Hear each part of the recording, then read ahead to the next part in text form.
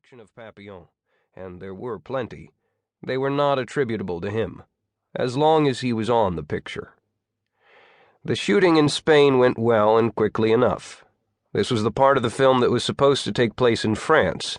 The prisoners bound for the penal colony herded like animals through the streets by soldiers and into a dusty, sun-baked prison yard. There they're made to strip and listen as the warden of the prison informs them that few of them will live out their prison terms, and that none will return home again. That for France they no longer exist. It is a cruel speech, certainly, but important, and even necessary in that it perfectly sets the tone of the film, preparing the audience for the saga of inhumanity that is to follow. In the picture it is delivered by the man who wrote it, Dalton Trumbo. Franklin Schaffner, who chose him for the part, insists that there is no special story here, and that there was certainly no irony intended. The warden played by a jailbird.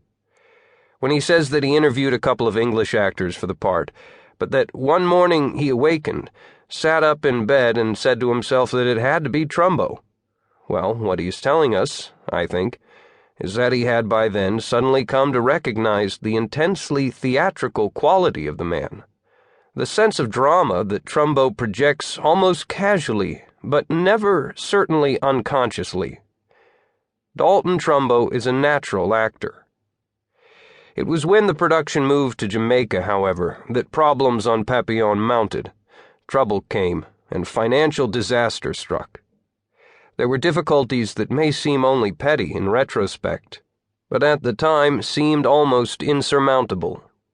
Dustin Hoffman, for example, had been led to understand that he and Steve McQueen were not only to be given equal billing, but were to be paid the same for their work in Papillon. In fact, Hoffman was getting $1.25 million to Queen's $2 million. When he discovered that, he was for some days afterward aggrieved, indignant, and angry. Finally, he settled back down to work. The ganji was, as always, plentiful there in Jamaica, and it was readily available to the company. Some were not content to smoke the stuff, however. They boiled a batch of it up and mixed it secretly into the drinks at a party. Everybody got high, but a few got sick as well. Among them Franklin Schaffner, and so a day of shooting was lost. Other days were lost more prosaically to the weather, and there was a period of about 3 weeks when the money ran out and nobody got paid. It looked then as though the production would shut down altogether. There was trouble with the local population. One morning on the way to the location, Dustin Hoffman's driver hit a pedestrian and caused serious injury. Because of that, not the driver, but Dustin Hoffman received threats against his life. Threats only, no attempts. Larceny, however, was something else again.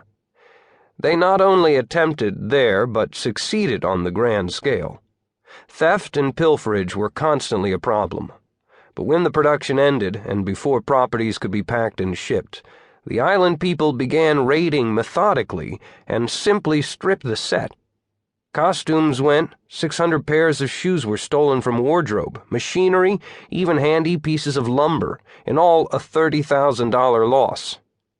But now I'm getting ahead of my story because just before shooting on Papillon was completed, the production suffered its most serious setback. Dalton Trumbo was forced to leave the company before the script was quite completed. What happened was this. Weeks before, just prior to leaving for Spain, he had taken a medical examination for another insurance policy. They heard nothing about it. The examining physician had done his job all right. He had called attention in his report to a worrisome shadow in the area of Trumbo's left lung. But the insurance agent had simply sat on the report, out of either ignorance or misdirected consideration. At last, however, he passed it on to Trumbo's wife, Cleo.